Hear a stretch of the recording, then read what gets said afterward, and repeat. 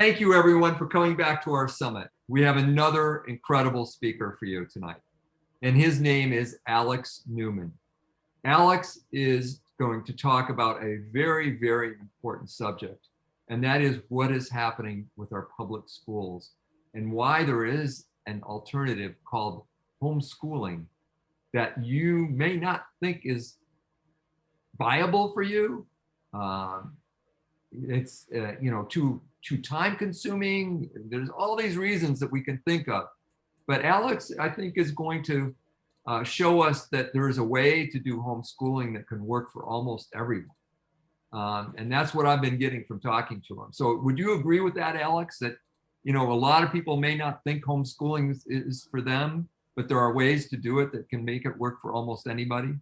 There absolutely are. And I tell people, only half kidding, that you could put your kid in a closet for 12 years and they would be much better off than sending them through 12 years of government dumbing down, indoctrination, and sexualization, because the government school system is designed to destroy them. It's designed to make them dumbed down, to indoctrinate them into hating their family, hating God, hating their nation. And it's designed to sexualize them. It's designed to get them fornicating and experimenting and practicing, homosexuality and transgenderism. That is the deliberate manipulation of these children. And so I tell people, how could you do worse than that? How could you possibly do worse than that?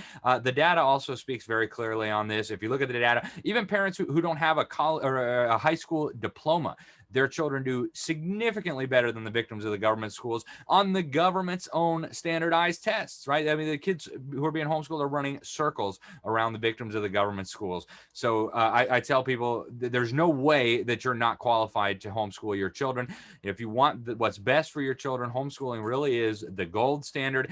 Even if you don't have a lot of time to put into it, there are curricula out there where, it's pretty much self-explanatory. The children can do the bulk of it on their own. You just, sit them down, you give them a goal, and they accomplish it on their own. They are almost guaranteed to do better than if you put them into a government indoctrination center that identifies as an educational institution. Amazing. Absolutely amazing. So what are the steps you take people through? I know that a lot of people are, because one of the things that you miss in homeschooling is the camaraderie of being with other students. And I know we're going to have a hard time with our grandkids getting them out of the school because of that one issue, that they want to be with their friends. How do you do I would say that's almost a red herring, Clyde. For example, my wife and I were involved in 2 co-ops. We could do more if we wanted to. And so 2 days out of our 5 days of schooling, we're actually out in an environment with a lot of other families, with a lot of other children. One of them is a national homeschooling association that has local chapters all over the country. You get a classical education. The other is a local initiative set up by local families where basically if a mom or a dad has an expertise in some area, this mom is from Mexico, she can teach Spanish. This dad is an engineer, he can teach, advanced mathematics. So we've got this incredible group of parents. We're probably 40 families now, come together once a week, and then we often have field trips. So it's really a myth that homeschoolers are just home all day, isolated, and all the rest of it. In fact, again, the data here speaks very, very clearly. You can go over to the National Home Education Research Institute. That's at nheri.org. And what you'll find is that homeschoolers are significantly better socialized than the victims of the government school system. And they're socialized in a positive way, right? They're not facing the peer pressure and the pressure to conform and the bullying and the nastiness. Instead, they're having positive experiences. And a lot of homeschool families go to church, another opportunity. So homeschool children, homeschool families are really very frequently with other children, with other families. In fact, I'd say my children are significantly better socialized than the kids that go to the government school system. And it's positive socialization. They're learning how to interact with people of all ages, but they're not under this nasty peer pressure. They're not being pressured to, go smoke pot or change their gender or whatever kind of nonsense they're doing in the schools today. So lots of opportunities out there. I don't care how small the town you live in is. If there's more than a few families, there's homeschool stuff going on there in your county, in your community. So get involved with other people. And if there isn't, if you happen to live in the one town in America where there's no homeschool communities going on, go to your church and say, hey, we'd like to set up a homeschool co-op here. You'd be amazed at how quickly you'll find families that'll rally around that. Mm-hmm. Especially now. Absolutely. Yep. I mean, the homeschool population in the United States has more than doubled since the COVID pandemic. The Census Bureau just released some new data. The homeschooling population went from about 5.6% of all the school age families in the United States up to almost 12%. So incredible growth in homeschooling. That means, and if you know anything about homeschool families, they tend to be larger than government school families. Government school families might have one, maybe two kids. Homeschool families is often 3, 5, 8, maybe 12. So, a huge number of children in America are being homeschooled. Plenty of opportunities for socialization, depending on what state you live in. I live in the state of Florida. Yeah. We're about in the middle of the pack when it comes to homeschooling. We're almost 20% of the school-age children now are homeschooled here. But in terms of regulation, we're about in the middle of the pack. But one thing we do have in our state, and many other states have this as well, is a statute that allows children from homeschool families to participate in sports with the government school kids. So if my kid wanted to play soccer or football or basketball with the government school team, I could drop him off just for that component, and the government school would have to allow me to do that. And you know what? That's only fair. I pay more money in property taxes every year to brainwash other people's children than I pay to homeschool, to give my own children a world-class, incredible homeschool education. The least they can let me do is have my kids access to sport teams if we're so inclined. I mean, we don't do that because, we have other things we do. We find other ways to do sports, YMCA, things like that. But it's an option out there for parents who really, a lot of families really like the sports thing. They played on the baseball team when they were growing up. They want their kids to do the same thing. So that option is available for a lot of people. And if it's not in your state, again, there's YMCA, there's Little League, there's all kinds of different options out there to make sure your child has all the same opportunities for socializing, for sports, as the kids who are trapped in these government brainwash camps. Beautiful. And Iowa had that same thing when we homeschooled our kids for a couple of years. And the same thing with the sports. They could play sports with the schools there in Iowa. So that is a good thing that they have there. Let's talk about I think, correct me if I'm wrong, but the two biggest reasons people would want to homeschool their kids right now is the sexual confusion movement and the critical race theory being taught. What would you say? Would you say those are two biggest things? I would say those are two big issues, and I'm glad they're getting attention. But I would also say that even if they stopped with all the perversion and the sexual brainwashing and the sexualization of the kids, and even if they managed to take critical race theory out, which they can't, right? This is the worldview now that is embedded in the vast majority of teachers. I mean, you can't separate the teacher from his or her worldview. But even if you could get that out, the government schools would still not be a safe place to send your child. So I'm glad that these things are shining the spotlight on the horrific abuse of children that's taking place in government schools. But again, even if we could get rid of all that, it would still be an atrocity to send your children there, for many reasons. For example, let's look at the academics. Right? Your average parent, they think that they're sending at least this is how they justify it to themselves, that they're sending their child there to learn how to read, write, do math, maybe some science and some history. Well, don't believe me. Don't believe Alex Newman. Don't believe Clyde. Look at the government's own data. Okay, the government keeps pretty detailed records of this information. Every 2 years, the U.S. Department of Education releases what they call the NAEP, the National Assessment of Educational Progress, also known as the nation's report card. And according to their data, less than 1/3 of children in government schools are even proficient in anything, right? They're less than 1/3 are proficient in English or math or science or history, right? The overwhelming super majority of children in government schools are not proficient in a single subject. Okay, let that sink in, folks.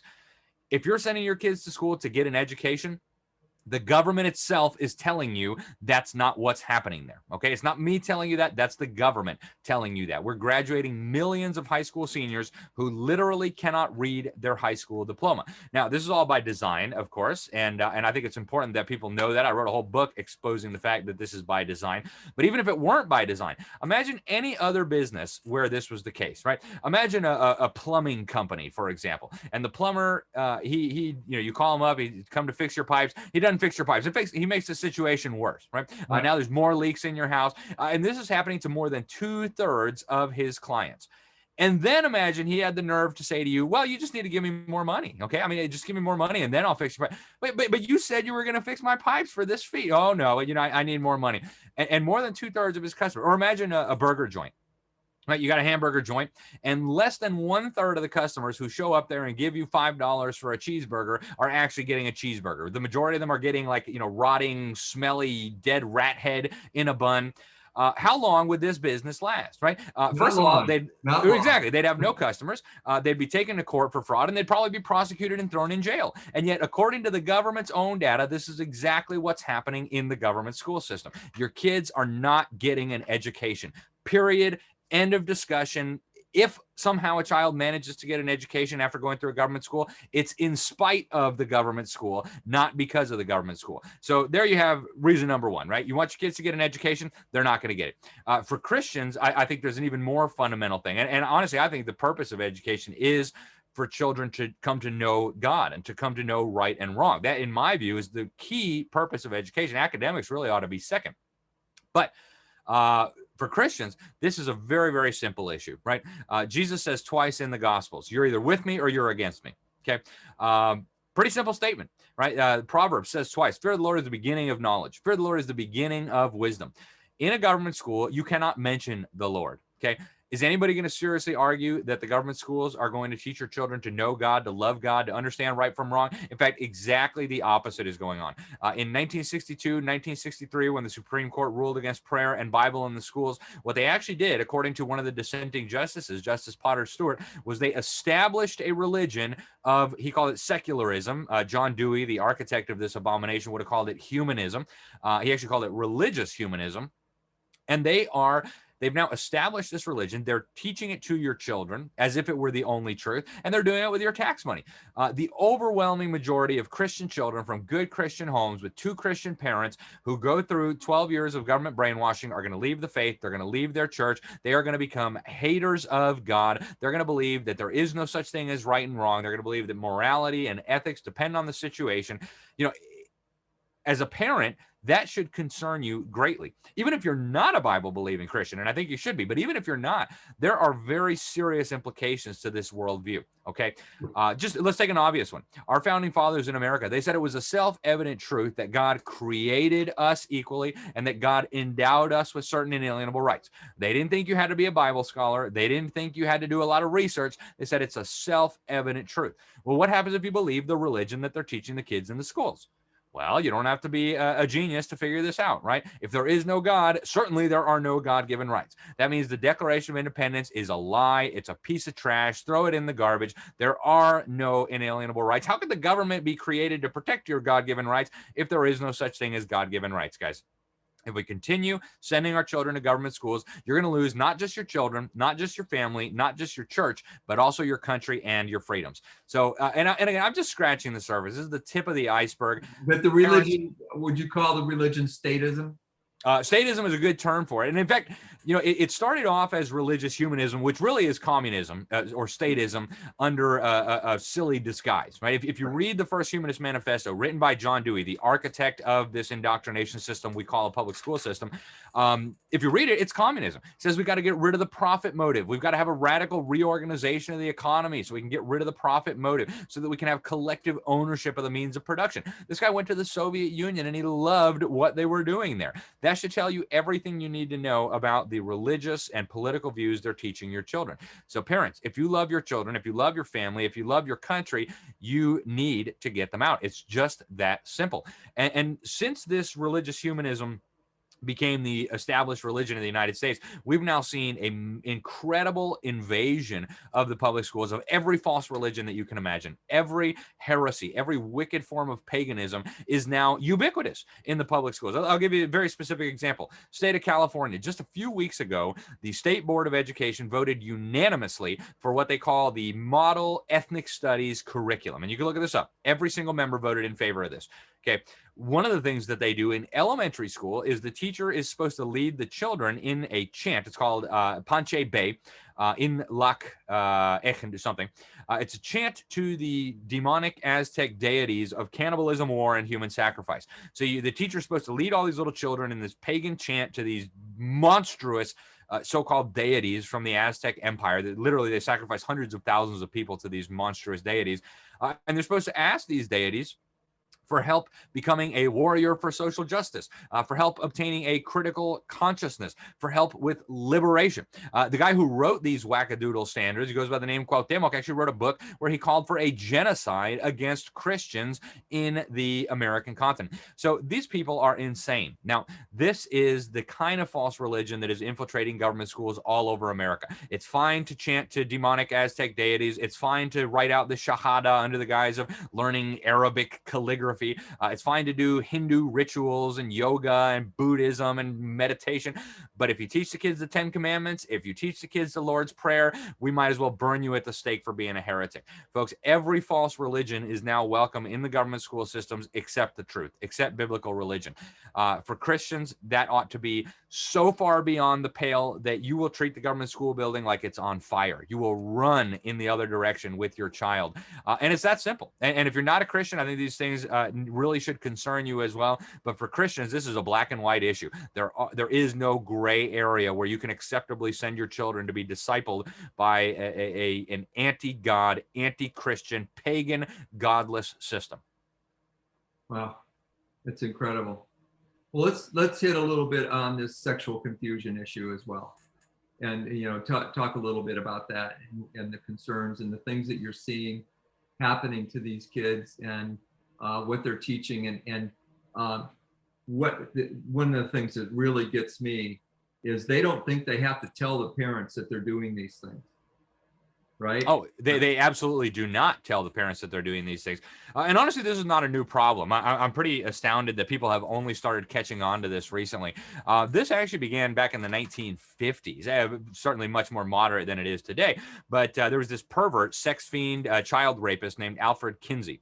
And using Rockefeller money, he did all these grotesque so-called experiments in sex research where they were literally raping babies. They kept meticulous records about their raping and sexual abuse and terror and torture of little babies, some as young as a few months old. And they came to this insane conclusion that these children are actually sexual beings from birth. And so we need to start sexualizing them as soon as we can get them away from their parents. Well, to that end, they formed SICUS. It used to be called the Sex Education and Information Council of the United States. Now it's just called SICUS, Sex Ed for Social Change or whatever. So this has a long, long history. They were trying to pervert your children. They were trying to convince your children to begin fornicating generations ago. Okay. In the 1990s, they started pushing the envelope even further. Long before anybody, with a handful of exceptions, had any idea about the homosexual agenda, the homosexual agenda was already in the public schools. In the early 1990s, they created a documentary called It's Elementary, talking about gay issues at school, they called it. Showed this all over America, first grade, second grade, third grade. And it's this crazy documentary trying to teach children the benefits of homosexuality. They've got one clip that I show in some of my talks where this homosexual teacher tells the kids, hey, let's be pretend judges. And, there's this mean discriminatory ban on loving homosexual gay people getting married and living happily ever after. What should we do about this as pretend judges, right? So in the early 1990s, they were grooming your children to not only approve of homosexuality, but to believe that pretend judges could strike down our marriage laws, actually God's marriage laws, right? And so this worked, right? It didn't take more than 30, 40 years before they had groomed a large enough segment of the population where they thought the pretend judges on the Supreme Court could get away with this atrocity. Today, they are literally telling children as young as kindergarten and pre-K that they may have been born in the wrong body, that if they are confused, they can start injecting puberty blockers. The girls can start getting testosterone. And they're doing this all the way behind the parents' back, by the way. How old are the kids they're doing this to? Some of them as young as kindergarten and pre-K. They're teaching them that the gender is a spectrum. There are infinite different genders. You might have been born in the wrong body. California, they had this in the recommended health education framework for 5-year-old kids. Okay, we're talking about the littlest of the little kids. And so what happens? This is very effective. In the state of California, for example, the UCLA came out with a study a couple years ago. They found that 27% of California's children ages 12 through 17 are now gender non-conforming. So boys who don't recognize that they're boys, girls who don't recognize that they're girls. And, for the parents who think, well, that's just California, the land of fruits and nuts, that doesn't affect me in Nebraska or Kansas or Oklahoma. You could not be more wrong. In fact, I was in Utah March of 2020, and I met with a lot of their top education officials, and they gave me some of the data from Utah. From their medical databases, we found there was a 10,000% increase in 5 years in the number of underage girls who were undergoing what they call medical transitions, right? Girls who are going from girl to boy. And of course, that's a lie. It's a fraud. They talk about follow the science, and yet every strand of DNA in your body testifies to the fact that you're either a boy or a girl. 10,000% increase in Utah, one of the most conservative states in America, of these poor little children trying to go through a sex change or whatever they call it today, right? This is grotesque. This is child abuse of the highest order. They're convincing the kids to fornicate. They're convincing the kids to try perversion that I won't even mention. You can't talk about this stuff. It's so horrific. And they're doing it to little tiny kids. And they're telling them that their parents and their old, outdated beliefs are oppressive. And, you can be free by rebelling, and you have a right to sexual pleasure. And this is a global phenomenon, folks. The UN Education, Scientific, and Cultural Organization, UNESCO, in 2018, they put out global sex ed standards. They call it International Technical Guidance on Sexuality Education. And by the time kids are 5, they're supposed to be taught about masturbation. They're supposed to be taught about homosexual parenting and transgenderism, all of it portrayed in a positive light. We're talking about 5-year-old kids here, folks. And it's a global problem. And unless you protect your kids, and I don't mean, sign a form and ask your teacher not to introduce your kids, that's not going to work. The only way to protect your children in this day and age is to pull them out of these wicked indoctrination centers. Period. End of story. It's that simple. Well, I think the only way that they would ever change, this is an institution now. It's institutional. It's ingrained, because this is being taught to the teachers in the colleges, and it has been for years now, decades. So you're not going to change the institution, especially overnight. The only thing that could possibly change it is for a dramatic amount of people to pull their kids out of schools and threaten their very existence. To me, would you agree with that? Well, I would argue and then you probably still wouldn't change it. Right. That's what I would say. I think there's a fundamental misunderstanding among conservatives about this issue. And I can't say, and I don't say this with any disrespect at all, but I've heard more conservatives than I could ever count say the public schools are broken. The public schools are not broken, folks. They're doing exactly what they were designed to do. They're working perfectly. They're destroying, brainwashing, dumbing down, and indoctrinating your kids. That was the objective. That was their plan all along. Yeah. And if you go back and you look at the history of the public school system, that was what they wanted. Okay. The first guy to really seriously advocate the kind of system we have today, by the name of Robert Owen. He was a communist before even Karl Marx came on the scene. And he wrote these essays saying government should raise children. Government should educate children so we can have a truly collectivist society and we can get rid of private property. Well, obviously that was an idiotic idea. It did not catch on in the United States, but these essays were taken over to Prussia. The Prussian dictator implemented them in Prussia. Fast forward a few decades, and then Horace Mann, a guy who rejected the Bible, a guy who wanted to equalize all men using a government school system, imported these crazy ideas to the state of Massachusetts. Well, it was a disaster right off the bat in Massachusetts. And after he finished his destruction there, he traveled the country like a traveling evangelist, preaching the good news of government education. And within 50 years, this became really the dominant model, especially in the North and eventually down in the South as well. And it's been a disaster ever since. Then John Dewey came along, communist, went to the Soviet Union. I mentioned him earlier. Big fan of the Soviet model, wanted to transform America. One of the co-authors of the religious humanist, the first humanist manifesto. And he said, hey, this is a great system. Now let's weaponize it further. So people who think the system is broken or that it went off the rails or that it used to be good and now it's bad are fundamentally misunderstanding. Yes, if you went to a government brainwash camp in the 1960s, it was significantly better than the government brainwash camps of today. But John Dewey explained why, right? Actually, in a book that I co-wrote on education with Dr. Sam Blumenfeld called Crimes of the Educators, we actually reprinted this essay because it's so significant. It's called the Primary Education Fetish. And one of the things he says in there is that this change must come gradually. To force it unduly would compromise its final success by favoring a violent reaction. So he knew if they just came out and said, hey guys, we're going to turn all your children into God-hating communist idiots who hate their parents and want to transform their nation, they would have been tarred and feathered. They would have been thrown in jail, right? I mean, it never would have flown. So they had to do this gradually.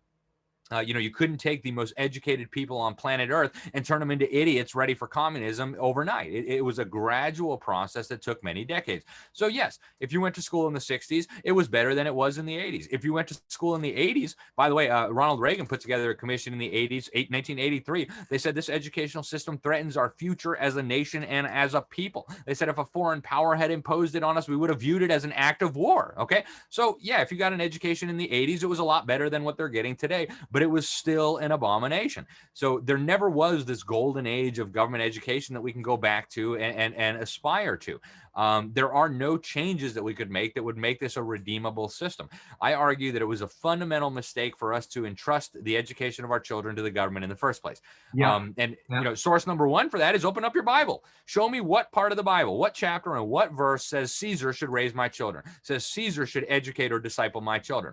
You can read the Bible all day, every which way, sideways and upside down. You'll never find any verse that even implies something so stupid, right? Parents are to be the primary educators of their children. And then maybe there's a little supplemental role for the church there. But Caesar has no business being involved in education. It was a mistake from the beginning, and trying to reform the mistake, it's like trying to reform cancer. You don't want to reform your cancer. If you have cancer, you cut it out and you throw it in the trash can. That's what we need to do with the government school system.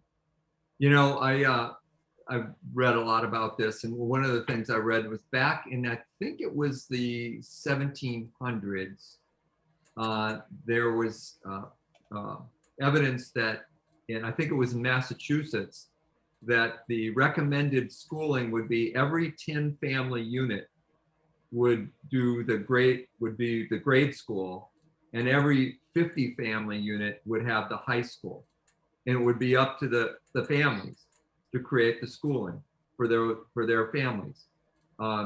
So I think there may have been a time way back in this country when it might have been okay, but way back. Yeah, I mean, there was something really interesting that happened with the Pilgrims in Massachusetts. The first education act that was ever passed in North America, actually, was in 1647. It was called the Old Deluder Satan Act. And it did not establish government indoctrination centers like what we have today. In fact, I love the law.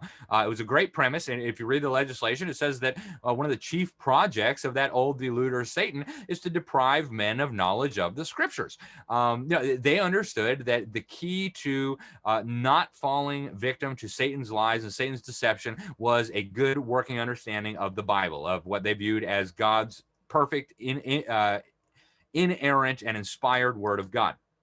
And so they said in this text that if you live in a town that's big enough, everybody needs to learn how to read. And if necessary, then the families can pool together and they can hire somebody to help teach their children how to read. That was the extent of it. It was a thing to make sure kids could read. But honestly, homeschooling was the norm even back then, all the way up through about the mid-1800s when Massachusetts went off the rails with this experiment. Now, Thomas Jefferson also had an idea that parents in districts ought to come together and set up a school where the parents would be in charge and the parents would run it.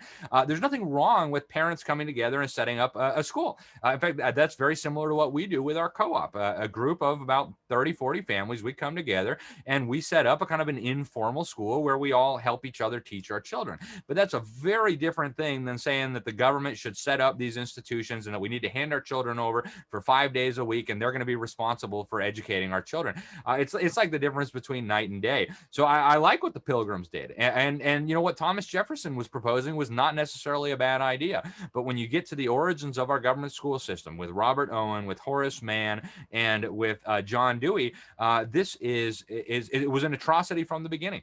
And if you really go back to the very, very beginning, if you go back to Robert Owen, I mentioned him. He set up this crazy communist commune in Indiana called New Harmony, and it was an absolute failure. I mean, it didn't even take 2 years for this thing to collapse.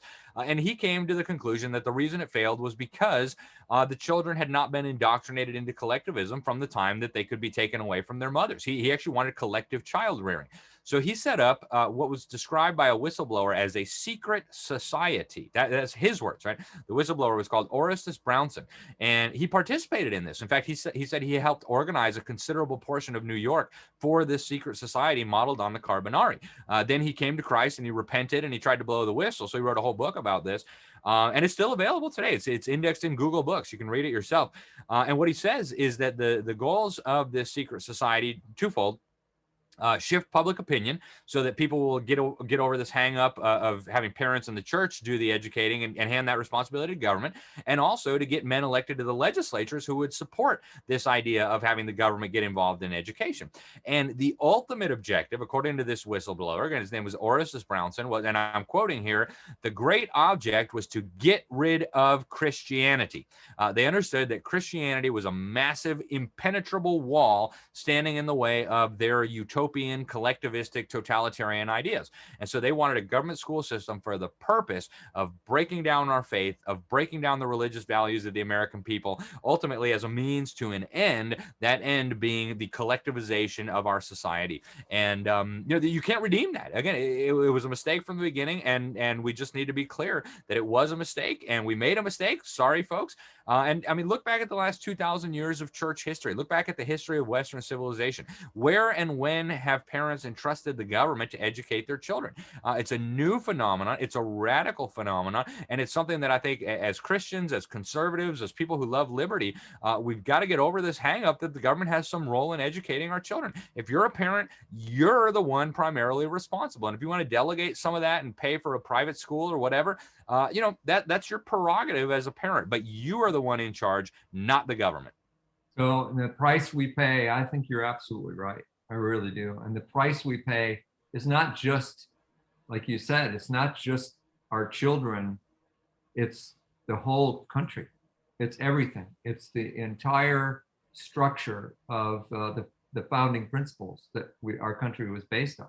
We're going to lose all of that, everything. That's exactly right. We are going to be, basically it's going to make Khrushchev, somebody that could see far ahead, because he said, we aren't going to have to. Basically, he said, you're going to turn into socialism yourself, without our help.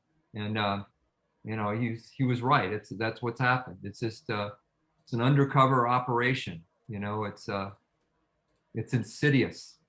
And you're right. The education is critical. It's absolutely critical. We've got to realize what's going on. Well, this has been absolutely phenomenal. You have a book. Tell everyone about your book.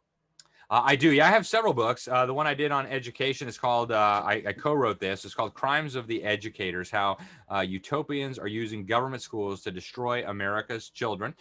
You can get it through Amazon, but Amazon is evil. So if you want to order a signed copy from me, you can go to libertysentinel.org/donate or /books. I've got another one coming out soon. I've written a series of columns on education for the Epic Times. No target date on yet on when that'll be out, but it's coming soon. We're going to be turning that into a book. You can read a lot of those columns over at the Epic Times. We've also got a special report that we did in the New American Magazine called Rescuing Our Children. Okay. Very, very easy, cost-effective tool. You can get a copy of this. You can go to thenewamerican.com/rescuing our children.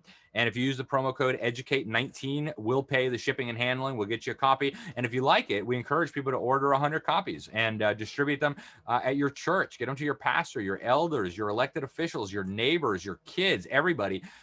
Because I think this is the most significant battle that we are facing now. All the other issues that we're dealing with, the attack on our God-given rights, our free speech, our religious liberties, our gun rights, the abortion issue, we're going to lose all of those if we continue allowing our children to be dumbed down and indoctrinated by the enemies of God, the enemies of liberty, and the enemies of our country. So critical thing. That's why we created this resource. And I'm also the executive director of Public School Exit. You can find us at publicschoolexit.com. It's a ministry that we created to try to get parents to understand the urgency of getting their children out, to work with pastors to help them facilitate this mass exodus. And so we do a lot of different things. We've got an incredible group of people have come together, and we want to make it so that there is no family in this entire country whose children are trapped in a government school. If you're a low-income single mom, deadbeat husband ran off, you're working 2 jobs. Yep, we want to help. So So publicschoolexit.com. yes, sir. Okay, rescuing our children. Is that just rescuingourchildren.com? It's The New American. So The New American, that's the name of the magazine, thenewamerican.com. And then it's / rescuing our children. Okay. And if you use the promo code EDUCATE19, we will eat the shipping costs and we'll send you it just for the cost of the magazine. It's just a couple bucks, I think. Okay. So they go to the newamerican.com website and then / rescuing our children. Right. thenewamerican.com / rescuing our children. It'll take you right to the order page.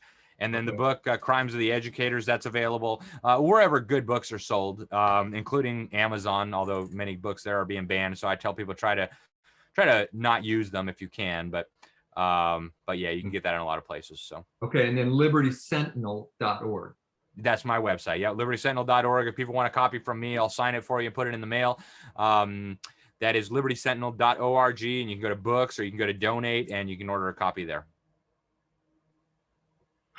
Wow, that was amazing. You're like a fire hose. Once you turn you on, it's just like it just never stops. That's awesome.